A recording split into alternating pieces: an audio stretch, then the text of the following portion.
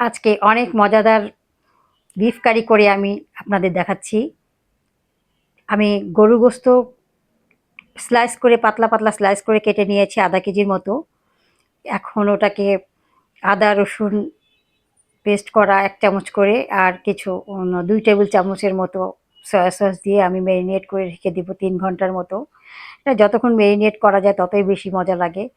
এরপর তেলটা গরম করে অল্প কিছু রসুন কেটে একটু ভেজে নিব।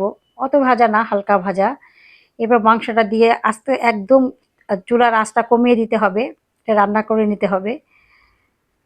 রান্না হয়ে গেলে আমার ক্যাপসিকামগুলা টুকরা টুকরা করে কাটা ছিল আমার ফ্রিজে, ফ্রোজেন করা ছিল। প্রতি বছরই আমি এভাবে রেখে দেই। কারণ এটা আমার খুব বেশি আমার বাসায় রান্না হয়, ব্যবহার হয়। তো এটা দিয়ে আর কিছুক্ষণ রান্না করতে হবে। এটা রান্না করতে গিয়ে জালটা একদম বাড়িয়ে দিতে হবে, তা না হলে এটা কালার নষ্ট হয়ে যাবে। এরপর আমি কিছু সস অ্যাড করলাম।